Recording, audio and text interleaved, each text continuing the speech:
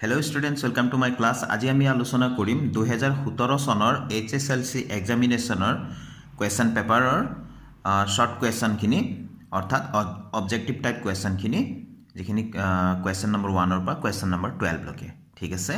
তো ষ্টুডেন্টস আমি question number 1 টো লৈছো। ইয়াত দিয়া আছে আটাইতকৈ সৰু যিটো সংখ্যাৰে √27ক পূৰণ কৰিলে এটা পৰিমেয় সংখ্যা পোৱা যাব সেই সংখ্যাটো হ'ল অপশ্যন আছে এ √27, B 3√3, C √3, D 3। তো আমি চাওঁ কোনটো হয়। আমাক দিয়া আছে সংখ্যাটো √27। এতিয়া √27ক প্ৰথম অপশ্যন এই অপশ্যনটোত আছে √27 পূৰণ কৰিলে এইটো পৰিমেয় সংখ্যা পোৱা যাব নে নাযাব। তো √27ক √27ৰে পূৰণ কৰিলে এইটো পাম √27 স্কোয়াৰ অৰ্থাৎ স্কোয়াৰ থাকিলে √ওভাৰ ক্যান্সেল হব 27 পাম। এইটো এটা পৰিমেয় সংখ্যা, কিন্তু আমাক সুধিছে আটাইতকৈ সৰু কি সংখ্যাৰে পূৰণ কৰিলে। তো ইয়াতকৈ √27তকৈ সৰু সংখ্যা আমি পাওঁ নেকি আমি চাওঁ ঠিক আছে। তো √27 মানে কিনো হয় আকৌ এবাৰ চাওঁ। √27 মানে 27 এই √টো দিলোঁ ভিতৰত 27 মানে আমি কি লিখিব পাৰোঁ 3 পূৰণ 3 পূৰণ 3 অৰ্থাৎ 3 স্কোয়াৰ ইনটু 3। তো ইয়াৰ পৰা 3 বাহিৰত আহিব স্কোয়াৰ যাৰ আছে হয়নে, আৰু থাকি গ'ল √ওভাৰৰ ভিতৰত 3। তো আমি এতিয়া এই সংখ্যাটো অৰ্থাৎ √27 মানে কি হয় 3√3। গতিকে ইয়াক আমি কি সংখ্যাৰে পূৰণ কৰিলে পৰিমেয় সংখ্যা পাম, আৰু এটা যদি √3ৰে ইয়াত পূৰণ কৰি দিওঁ, যদি আমি √3ৰে পূৰণ কৰি দিওঁ এইটো পৰিমেয় সংখ্যা হ'বনে নহ'ব আমি চাওঁ। 3 √3 কি হৈ যাব √3 স্কোয়ার অর্থাৎ 3 আৰু স্কোয়াৰ থাকিলে √টো ক্যান্সেল অৰ্থাৎ 3 পূৰণ 3 ইকুয়াল আমি 9 পাম হয়নে, অৰ্থাৎ পৰিমেয় সংখ্যা পাম। গতিকে আমি কি ল'ব লাগিব অৰ্থাৎ আমি কিহেৰে পূৰণ কৰিব লাগিব √3ৰে পূৰণ কৰিব লাগিব, যিটো √27তকৈ সৰু হয়। গতিকে এইটোৱে হ'ব আমাৰ শুদ্ধ অপশ্যন। কোনটো অপশ্যনত আছে আমি চাওঁ। গতিকে আমাৰ শুদ্ধ অপশ্যনটো হ'ব চি অপশ্যনটো ঠিক আছে। তো অন্য এটা কুৱেশ্যনলৈ যাওঁ। এতিয়া কুৱেশ্যন নম্বৰ 2 টো লৈছোঁ। ইয়াত দিয়া আছে 43/2⁴ ইনটু 5⁵ পৰিমেয় সংখ্যাটোৰ দশমিক প্ৰসাৰণৰ দশমিক স্থানৰ পৰিসমাপ্তি হোৱা স্থানৰ সংখ্যা হ'ল অপশ্যন দিয়া আছে এ 3, B 4, C 1, D 5। তো এইকেইটা অপশ্যনৰ ভিতৰত কোনটো শুদ্ধ অপশ্যন। এনেকুৱা ধৰণৰ প্ৰশ্নত ষ্টুডেন্টস প্ৰথমতে আমি চেক কৰিব লাগিব হৰ আৰু লব সহমৌলিক হয়নে নহয়, অৰ্থাৎ কোনোবা এটা সংখ্যাৰে হৰ আৰু লবত আমি কটাকটি কৰিব পাৰোঁ নেকি। যদি নোৱাৰোঁ তাৰপিছত আমি যিটো হৰ আছে হৰৰ মৌলিক উৎপাদকত আমি চাব লাগিব। হৰৰ মৌলিক উৎপাদকত কেৱল 2 আৰু 5 থাকিব পৰিসমাপ্তি দশমিক বিস্তৃতি যিহেতু। গতিকে এইটো 2 আৰু 5ৰ যিটো হায়েষ্ট পাৱাৰ আছে সেইটোৱে হ'ব আমাৰ উত্তৰটো। এতিয়া ইয়াত পাৱাৰ আছে 4 আৰু 3, 4 আৰু 3ৰ ভিতৰত কোন ডাঙৰ 4 ডাঙৰ। গতিকে আমাৰ আনসাৰটো কি হ'ব বি অপশ্যন, য'ত নেকি 4 আছে ঠিক আছে। নিশ্চয় বুজি পাইছা। এতিয়া ষ্টুডেন্টস আমি কুৱেশ্যন নম্বৰ 3 লৈছোঁ। ইয়াত দিয়া আছে px এইটো বহুপদৰ নাম, য'ত নেকি xটো হৈ গ'ল চলক, equal x² - 3 whole into a - 1 into x - 1 বহুপদ ৰাশিটোৰ এটা শূন্য 1 হ'লে এৰ মান কি হ'ব আমি নিৰ্ণয় কৰিব লাগে। অপশ্যন আছে a 1, B অপশ্যন আছে -1, C 2, D অপশ্যন আছে -2। এইটো আমি কৰি চাওঁ। বহুপদটো লিখি ল'লোঁ, যিহেতু শূন্যৰ কথা কৈছে ইকুৱেল 0 বুলি আমি লিখি ল'লোঁ, আৰু কৈছিলে যে এটা শূন্য 1 অৰ্থাৎ xৰ চলকটোৰ মান আমি কিমান ল'ব লাগিব 1, অৰ্থাৎ চলকবিলাক য'ত য'ত আছে আমি তাত 1 পাতি দিওঁ। a ইনটু 1² - 3 a - 1 এইখিনিতো লিখিলোৱে, x য'ত আছে তাত 1 পাতিলোঁ ইনটু 1 - 1 ইকুৱেলছ 0 ঠিক আছে। এইটো সমাধান কৰিলে আমি এৰ মানটো আমি পাই যাম। তো 1² 1 × 1 এৰ লগত আকৌ 1 পূৰণ কৰিলে a পাম, 1ৰ লগত যি পূৰণ কৰা যায় সেইটোৱে থাকিব নহয় জানো। তাৰপিছত এইটো 3 এইফালে 1 আৰু 3টো পূৰণ হৈ আছে, 3 আৰু 1টো পূৰণ কৰিলে 3 × 3 আৰু ইফালে a - 1 ইফালে শেষত আছে -1 ইকুৱেল টু 0 ঠিক আছে।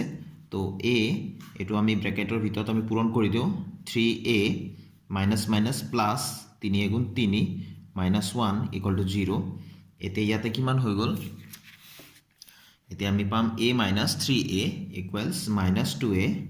আৰু ইফালে প্লাস 3 পৰা 1 বিয়োগ কৰিলে 2 হ'ব equals 0 অৰ্থাৎ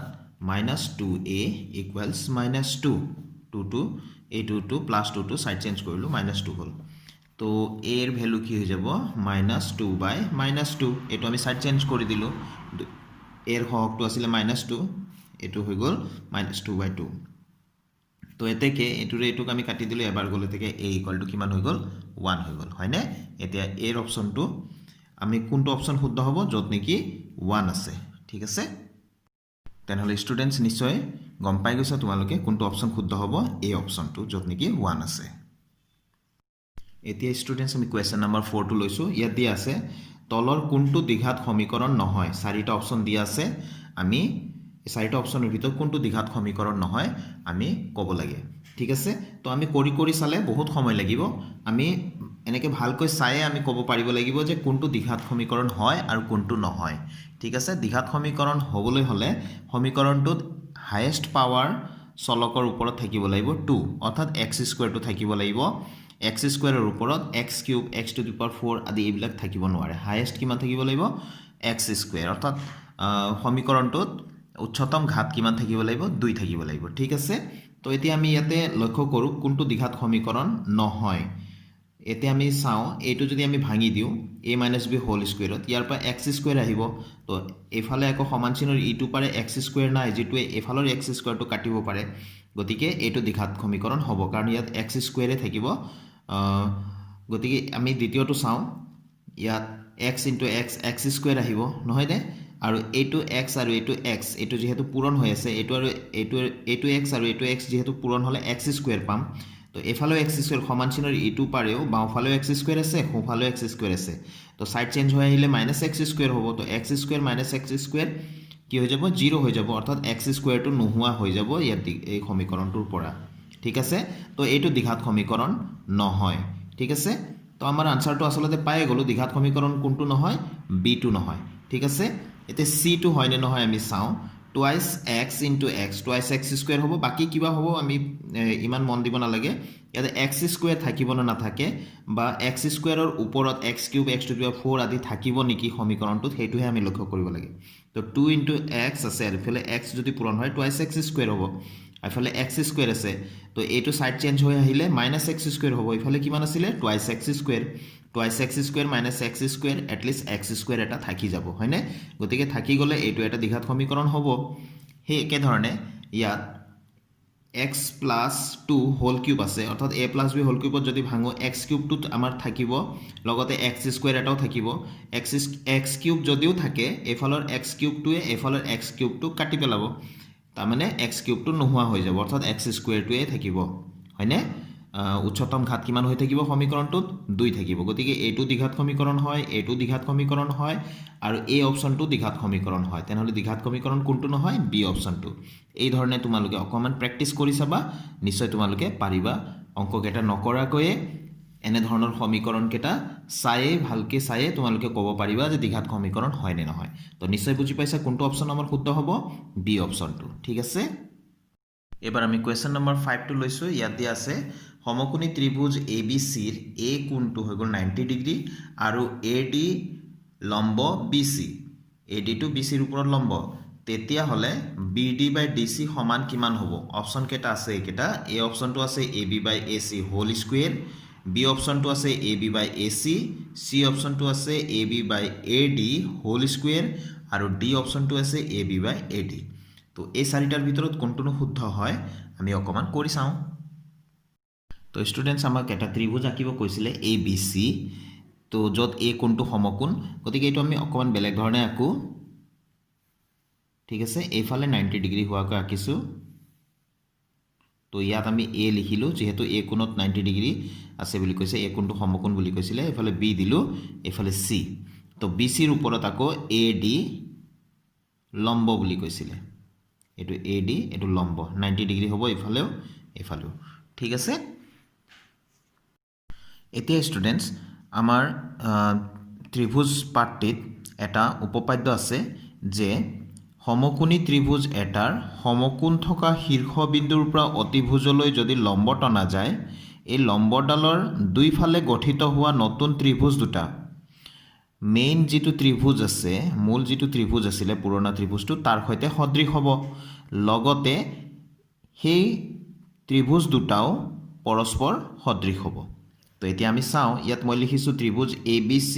সদৃশ ত্ৰিভুজ DBA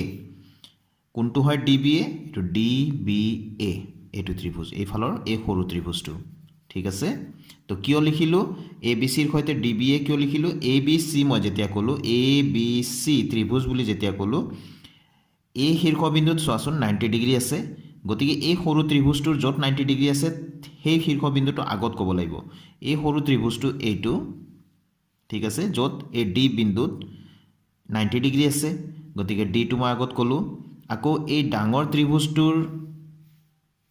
এই B কোণটো আৰু এই সৰু ত্ৰিভুজটোৰো B কোণটো কাম কৰি আছে অৰ্থাৎ এটো সাধাৰণ কোণ হৈ গল দুইটা ত্ৰিভুজৰ কাৰণে হয়নে গতিকে এই কোন শৰ্তমতে এই দুটা ত্ৰিভুজ সদৃশ হ'ব গতিকে এইটো যদি আমি ABC বুলি কওঁ ABC বুলি যদি কওঁ ডাঙৰ ত্ৰিভুজটোক এইটো কি ক'ব লাগিব DBA ঠিক একে ধৰণে এফালৰ এই ত্ৰিভুজটো চোৱাচোন লক্ষ্য কৰা এটো যদি কওঁ ABC এটো ত্ৰিভুজটো কি ক'ব লাগিব তেনেহলে 90 ডিগ্ৰীৰ পৰা আৰম্ভ কৰিছো ABC এটোক 90 ডিগ্ৰী যত আছে তাৰ পৰা আৰম্ভ কৰিব লাগিব D ঠিক আছে তাৰপিছত এই ডাঙৰ ত্ৰিভুজটোৰ C কোণটো আৰু এই সৰু ত্ৰিভুজটোৰো C কোণটো হয়নে এটো সাধাৰণ কোণ গতিকে এটো যদি ABC বুলি কওঁ তেনেহলে এটো কি ক'ব লাগিব DAC এই CC মিলাব লাগিব 90 ডিগ্ৰী শীৰ্ষবিন্দু দুটাও মিলাব লাগিব তো এটো ABC হলে এটো DAC গতিকে এই দুটা হৈ গল এই সৰু সৰু ত্ৰিভুজ দুটা মূল ত্ৰিভুজটোৰ সৈতে সদৃশ এতিয়া ষ্টুডেন্টস এই প্ৰথম ৰিলেশন যেটো আছে ত্ৰিভুজ ABC সদৃশ ত্ৰিভুজ DBA এটুক আমি ব্যৱহাৰ কৰি আমি লিখিব পাৰো যেহেতু দুটা ত্ৰিভুজ যদি সদৃশ হয় তেনেহলে সিহঁতৰ অনুৰূপ বাহুৰ অনুপাতবোৰ সমান হয় আমি হেতু জানো গতিকে ইয়াৰ পৰা আমি লিখিব পাৰো যে AB বাই এটো AB লিখিলো ইফালে কি লিখিব লাগিব DB টুক মই BD বুলি লিখিছো BD এটো B এফালে মই লিখিম AC আৰু ইফালে DA এফালে মই AC লিখিলে এটো DA বা AD লিখিম ঠিক আছে তো ইয়াৰ পৰা মই BD ৰ মানটো উলিয়াই ৰাখো BD ৰ মানটো উলিয়াবলৈ হলে ইয়াক মই ইফালে পূৰণ কৰিব লাগিব তো BD ঠিক আছে মই ইফালে লৈ গলো বুলি ধৰি লোৱা বাকিখিনি এফালে ট্ৰান্সফাৰ কৰিব লাগিব অৰ্থাৎ AB ৰ তলত AC টো আহিব আৰু যেটো হৰত আছে ই ওপৰত AB ৰ লগত পূৰণ হ'ব AB into AD by AC ঠিক আছে আৰু আন এটা এটো ৰিলেশন এটা আছে ত্ৰিভুজ ABC মই এক বুলি দি থলো অকমান সময়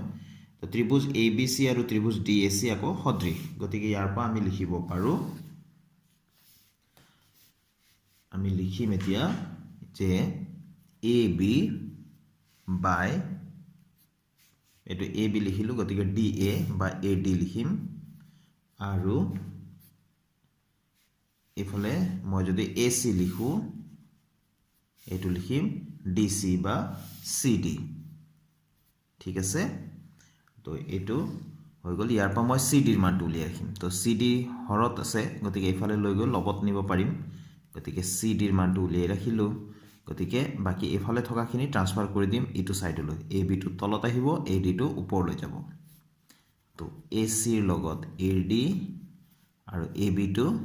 তললৈ আহিল ইয়াক দিলো নাম্বাৰ 2 ঠিক আছে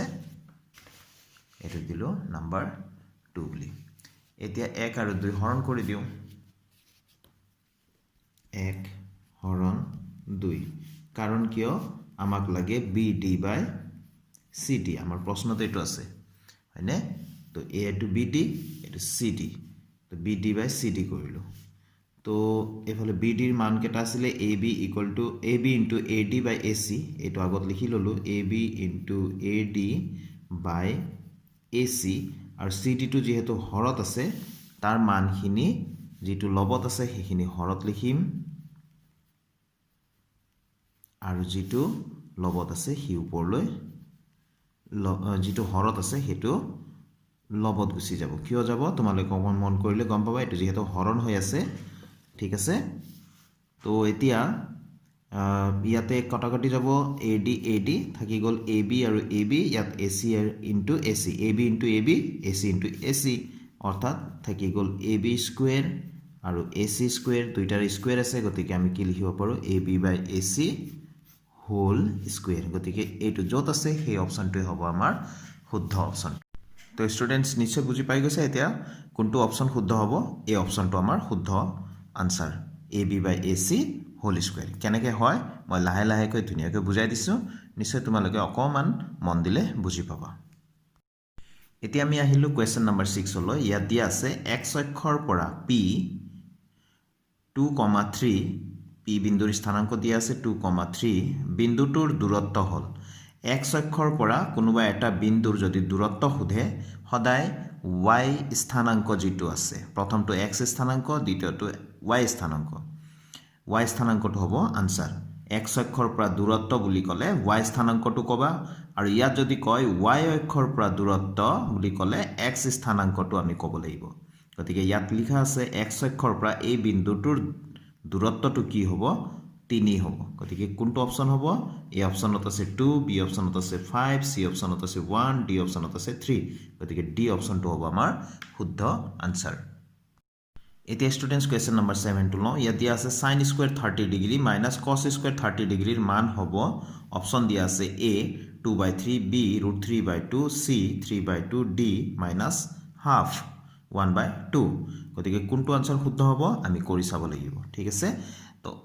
কথা এটা ইয়াতে কৈ লও যদি sin square 30 plus cos square 30 হলহেতেন ইয়াত যদি প্লাস হলহেতেন তেনেহলে আনসাৰটো হলহেতেন 1 ঠিক আছে sin স্কয়াৰ থিটা প্লাস cos স্কয়াৰ থিটা ইকুৱেল টু 1 যেহেতু ফৰ্মুলা আছে গতিকে sin square 30 degree plus cos square 30 degree 1 হলহেতেন কিন্তু কোৱেশ্চনটো অন্য আছে বেলেগ আছে ইয়াতে মাইনাস সাইন আছে গতিকে আমি কৰি চাম তো কোৱেশ্চনটো মই লিখি ললো এয়া sin square 30 degree minus cos square 30 degree তো sin 30 ৰ মান হৈ গল হাফ এটি স্কয়াৰ আছে স্কয়াৰ দি ললো cos 30 ৰ মান হৈ গল √3/2 স্কয়াৰ আছে স্কয়াৰ দি ললো ঠিক আছে তো 1 স্কয়াৰ মানে 1 গুণ 1 2 স্কয়াৰ মানে 2 টু 4 ঠিক আছে একেবাৰে সিম্পল আৰু √3 স্কয়াৰ মানে 3 2 স্কয়াৰ মানে 4 তো এটো কিমান হ'ব তেনেহলে ইয়াতে কৰি দি আছো এটো যেহেতু হৰত একে আছে গতিকে আমি ওপৰখিনি ডাইৰেক্ট মাইনাস কৰিব পাৰো 1 minus 3 কিমান হ'ব -2/4 তো 2 1 2 2 2 4 কিমান হৈ গল মাইনাস এটা আছে আৰু 1/2 অৰ্থাৎ হাফ মাইনাস হাফ যেটো অপচনত আছে এটো হেতু হ'ব শুদ্ধ আনসাৰটো গতিকে স্টুডেন্টস আমাৰ ডি অপচনটো হ'ব আমাৰ শুদ্ধ আনসাৰ মাইনাস হাফ 8 নম্বৰ কোৱেশ্চনত আছে 75 মিটাৰ ওখ স্তম্ভ এটাৰ ওপৰৰ পৰা বস্তু এটাৰ পতন কোণ 30 ডিগ্ৰী তেতিয়া স্তম্ভটোৰ পাদ বিন্দুৰ পৰা বস্তুটোৰ দূৰত্ব হ'ব এ অপচন আছে 25√3 মিটাৰ বি আছে 50√3 মিটাৰ সি আছে 75√3 মিটাৰ আৰু ডি আছে 150 মিটাৰ কোনটো হয় আমি চাই লওঁ এয়া মই আঁকি ললো এ বি টো আমি স্তম্ভ বুলি ধৰি ললো 75 মিটাৰ ওখ দিয়া আছে আকৌ এই সি বিন্দুটো হৈ গল বস্তুটোৰ দূৰত্ব এই ওপৰৰ পৰা এনেকৈ চাই থকা হৈছে ঠিক আছে তো ইয়াতে কোনটো হ'ব 30 ডিগ্ৰী তো এতিয়া আমাৰ কৈছে যে এই স্তম্ভটোৰ পাদ বিন্দুৰ পৰা একেবাৰে তলৰ পৰা এই বস্তুটো যেটো আছে ইয়াৰ দূৰত্বটো কিমান এইটো উলিয়াব লাগে এইফালে মান দিয়া আছে এইটো উলিয়াব লাগে ঠিক আছে গতিকে কি হ'ব AB বাই BC তো AB হৈ গল লম্ব BC হৈ গল ভূমি লম্ব বাই ভূমি মানে আমি জানো tan থিটা নহয় জানো থিটা মানে ইয়াতে কিমান দিয়া আছে কোণটো 30 ডিগ্ৰী গতিকে tan 30 ডিগ্ৰী ঠিক আছে তো AB ৰ মানটো আমি পাতি দিলো 75 আৰু BC টো উলিয়াব লাগে tan 30 মানে 1/√3 তো এনেকৈ আমি ক্ৰস পূৰণ কৰি দিও BC গুণ BC আৰু 75 * √3 বজ্ৰ গুণন কৰি দিলো গতিকে ইমান মিটাৰ তেনেহলে স্টুডেন্টস কোনটো শুদ্ধ হ'ব সি অপচনটোৱে আমাৰ শুদ্ধ অপচন হ'ব 75√3 মিটাৰ কোৱেশ্চন নম্বৰ 9 টো লৈছো ইয়াত দিয়া আছে 6 সেন্টিমিটাৰ বাহু বিশিষ্ট বৰ্গ এটাৰ বাহু কেইটাক স্পৰ্শ কৰাকৈ আঁকিব পৰা বৃত্তটোৰ কালি হ'ব A 36 পাই সেন্টিমিটার স্কয়ার, B 18 পাই সেন্টিমিটার স্কয়ার, C 12 পাই সেন্টিমিটার স্কয়ার, D 9 পাই সেন্টিমিটার স্কয়ার। গতিকে এইকেইটা অপশ্যনৰ ভিতৰত কোনটো শুদ্ধ হয় আমি অকমান কৰি চাওঁ এই অংকটো। গতিকে ইয়াত আমি পাইটো আমি ৰাখিব লাগিব নহয় জানো, যিটো অংক কৰিম তাত পাইটো আমি মানটো নবহাওঁ। গতিকে স্টুডেন্টস আমাক কৈছে যে এটা বৰ্গ আছে, বৰ্গ মানে তো আমি জানো এনেকুৱা এটা চতুৰ্ভুজ যাৰ চাৰিওফালৰ যিটো বাহু আছে বাহুকেইটা সমান হ'ব। গতিকে এইটো 6 সেন্টিমিটাৰ বুলি ক'লে এইফালেও 6 সেন্টিমিটাৰ হ'ব, এইফালেও 6 সেন্টিমিটাৰ হ'ব, এইফালেও 6 সেন্টিমিটাৰ হ'ব হয়নে। এতিয়া এই বৰ্গৰ বাহুকেইটাক স্পৰ্শ কৰাকৈ ভিতৰত এটা বৃত্ত এটা আছে এনেকুৱা, ঠিক আছে। এয়া বৃত্ত বুলি ধৰি লোৱা, যদিও মোৰ আকাত ভাল হোৱা নাই। তো এই বৃত্তটোৰে কালি উলিয়াব লাগে। গতিকে বৃত্তটোৱে যেহেতু চুই আছে গতিকে আমি এনেকুৱাকৈ এডাল ব্যাস এডাল টানিব পাৰোঁ কেন্দ্ৰৰ মাজেদি, এডাল ব্যাস হ'ব নহয় জানো। এই ব্যাসডালৰ দিক কিমান হ'ব তেনেহ'লে 6 সেন্টিমিটাৰে হ'ব হয়নে। গতিকে ব্যাস যদি 6 সেন্টিমিটাৰ হয় ব্যাসাৰ্ধটো কিমান হ'ব r, যাক কওঁ 6ৰ আধা, ব্যাসৰ আধাক ব্যাসাৰ্ধ বুলি কওঁ। গতিকে এইটো কিমান হ'ব 3 সেন্টিমিটাৰ হয়নে। গতিকে বৃত্তৰ কালি মানে কি আছিলে পাই r স্কয়াৰ। তো পাই আমি পায়ে ৰাখিলোঁ, r মানে কিমান আছে 3, তো স্কয়াৰ আছে স্কয়াৰ দিলোঁ, 3 3 গুণ 9 কিমান হ'ব 9 পাই। তো এতিয়া এইটো যেহেতু সেন্টিমিটাৰত আছিলে গোটেইবিলাক হয়নে, সেন্টিমিটাৰত দিয়া আছিলে গতিকে এককটো কি হ'ব সেন্টিমিটাৰ স্কয়াৰ। যেহেতু কালি উলিয়াই আছোঁ সেন্টিমিটাৰ স্কয়াৰ দিব লাগিব। গতিকে শুদ্ধ আনসাৰটো কোনটো হ'ব 9 পাই সেন্টিমিটাৰ স্কয়াৰ। তো আমাৰ শুদ্ধ আনসাৰটো হৈ গ'ল ডি অপশ্যনটো 9 পাই সেন্টিমিটাৰ স্কয়াৰ। কুৱেশ্যন নম্বৰ 10 লৈ আহোঁ। ইয়াত দিয়া আছে এটা গোলকৰ আয়তন আৰু পৃষ্ঠকালি সমান হ'লে গোলকটোৰ ব্যাস হ'ব, এ অপশ্যন আছে 3 একক, বি অপশ্যন আছে 6 একক, সি অপশ্যন আছে 2 একক, ডি অপশ্যন আছে 4 একক। কোনটো শুদ্ধ হয় আমি চাওঁ। আমাক কৈছে ষ্টুডেন্টস গোলকৰ আয়তন আৰু পৃষ্ঠকালি সমান বুলি। গোলকৰ আয়তনৰ ফৰ্মুলাটো হয়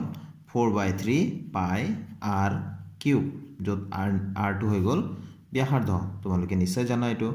তাৰপিছত এইটো আয়তন, আয়তনটো আৰু পৃষ্ঠকালি সমান বুলি কৈছে। গতিকে পৃষ্ঠকালিৰ সূত্ৰটো হ'ল 4 পাই r স্কয়াৰ হয়নে। গতিকে ইফালে 4 কাটি দিলোঁ, পাই কাটি দিলোঁ, তো হৈ গ'ল ইফালে rটো কিউব আছে নহয় জানো, r কিউব মানে আমি r ইনটু r তিনিটা ভাঙি দিলোঁ বাৰু বুজিবৰ কাৰণে, আৰু ইফালে r স্কয়াৰ আছে r ইনটু r। তো এই r এৰে এই r হৰণ কৰি আছোঁ দেই, হৰণ এইটো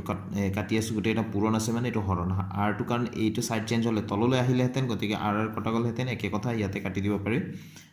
এই r এৰে এই rকো আমি কাটি দিলোঁ অৰ্থাৎ এবাৰ গ'ল। এতেকে এই r ইকুৱেল এই তিনিটো হৰত আছে, সাইড চেঞ্জ হ'লে ক'ত যাব এই একৰ লগত পূৰণ হ'ব, গতিকে 3 গুণ 3, গতিকে ব্যাসাৰ্ধৰ মান হৈ গ'ল 3। তো যদি ব্যাসাৰ্ধৰ মান 3 হয় ব্যাসৰ মান কিমান হ'ব, ব্যাসটোতো হৈ গ'ল ব্যাসাৰ্ধৰ দুগুণ টুৱাইচ r হয়নে। গতিকে 2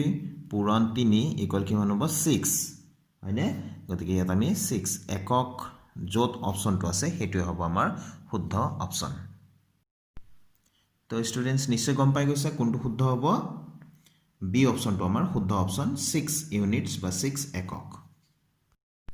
এতিয়া ষ্টুডেন্টস 11 নম্বৰটো লৈছোঁ। ইয়াত দিয়া আছে 1 2 3 4 ... n, অৰ্থাৎ একৰ পৰা আৰম্ভ কৰি nটা সংখ্যাৰ মাধ্য বা গড় হ'ল, এই অপশ্যনটো আছে n+1/2, বি অপশ্যন আছে n-1/2, চি আছে n/2, ডি আছে n/2+1। তো কোনটো অপশ্যন শুদ্ধ হ'ব আমি চাওঁচোন। তো ষ্টুডেন্টস আমাক সংখ্যাকেইটা দিয়া আছে এনেকুৱা 1ৰ পৰা আৰম্ভ কৰি nটা সংখ্যা আছে nলৈ, একেটাৰ যোগফল হয় এনেকুৱা সংখ্যাবিলাকৰ যোগফল, অৰ্থাৎ 1 + 2 + 3 প্লাছ এনেকৈ কৰি nটা সংখ্যা আছে nলৈকে, একেটাৰ যোগফলটো হয় n × n+1/2, ঠিক আছে। এইটো আমাৰ ফৰ্মুলা আছে। তো একৰ পৰা আৰম্ভ কৰি nটা সংখ্যাৰ যোগফল হয় n × n+1/2। তো আমাক কৈছে যে গড় বা মাধ্য উলিয়াবলৈ আমি জানো গড় বা মাধ্য উলিয়াবলৈ হলে যেটো যোগফল হয় তাক কিমানটা সংখ্যা আছে হেতুৰে আমি হৰণ কৰিব লাগে তো এতিয়া যদি গড় যদি আমি উলিয়াব যাও গড় বা মাধ্য তো আমাৰ যোগফলটো হৈ গল n * n + 1/2 তো কিমানটা সংখ্যা আছে একৰ পৰা আৰম্ভ কৰি n লৈ হলে n টা গতিকে n এৰে আমি হৰণ কৰি দিম মানে 1 + 2 + 3 + 4 এনেকৈ সিৰিয়ালি যদি লিখি যদি আমি ইয়াত লাষ্টত যদি 10 লিখো কেইটা সংখ্যা হ'ব 10টা সংখ্যা হ'ব গতিকে লাষ্টত যদি n থাকে কেইটা সংখ্যা হ'ল n টা সংখ্যা তো n এৰে আমি হৰণ কৰিব লাগিব এইখিনিক তো হৰত আমি n লিখি দিলো তো এই n কটা গল থাকি গল n + 1/2 তো এইটো অপচন যত আছে হেতু হ'ব আমাৰ শুদ্ধ আনসাৰ তেনেহলে স্টুডেন্টস এই অপচনটো হৈ গল আমাৰ শুদ্ধ অপচন শুদ্ধ আনসাৰ n + 1/2 নিশ্চয় বুজি পাইছা তো নেক্সট কোৱেশ্যনলৈ যাও এতিয়া স্টুডেন্টস মাল্টিপল চয়েস কোৱেশ্যনৰ অন্তিমটো কোৱেশ্যন নম্বৰ 12 টো আমি ইয়াত ডিসকাস কৰো ইয়াত দিয়া আছে তলৰ কোনটো এটা ঘটনাৰ সম্ভাৱিতা হ'ব পাৰে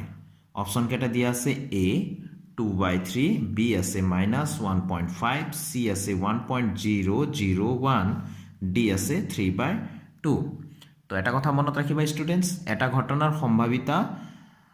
হ'বলৈ হলে সদায় সংখ্যাটো একতকৈ সৰু হ'ব লাগিব বা প্ৰকৃত ভগ্নাংশ হ'ব লাগিব আৰু সদায় ধনাত্মক হ'ব লাগিব অৰ্থাৎ ঋণাত্মক হলে হেতু কোনোবা এটা ঘটনাৰ সম্ভাৱিতা হ'ব নোৱাৰে গতিকে এটো ঋণাত্মক আছে এটো সম্ভাৱিতা হ'ব নোৱাৰে এটো একতকৈ ডাঙৰ 1.001 আছে গতিকে একতকৈ ডাঙৰ গতিকে এটো এটা কোনোবা এটা ঘটনাৰ সম্ভাৱিতা হ'ব নোৱাৰে আৰু ডি অপচনটো আছে 3/2 যেটো হ'ল অপ্ৰকৃত ভগ্নাংশ অৰ্থাৎ লগটো হৰতকৈ ডাঙৰ গতিকে ইয়াৰ মানটো সদায় একতকৈ ডাঙৰ হ'ব গতিকে এটো কোনোবা এটা ঘটনাৰ সম্ভাৱিতা হ'ব নোৱাৰে ঘটনাৰ সম্ভাৱিতা হ'বলৈ হলে সদায় প্ৰকৃত ভগ্নাংশ হ'ব লাগিব অৰ্থাৎ ওপৰটো সৰু তলৰটো ডাঙৰ এনেকুৱা ধৰণৰ ভগ্নাংশই হ'ব লাগিব বা দশমিকত হলেও 0 কিবা এটা সংখ্যা হ'ব পাৰে তাৰ মানে একতকৈ সৰু মানহে হ'ব লাগিব গতিকে শুদ্ধ অপচনটো হৈ যাব এই অপচন ঠিক আছে তো আজিৰ ভিডিওটো মই ইয়াতে সামৰিছো স্টুডেন্টস নেক্সট ভিডিওত আকৌ লগ পাম নতুন কোৱেশ্যনৰ সলিউশনৰ সৈতে thank you students keep watching my channel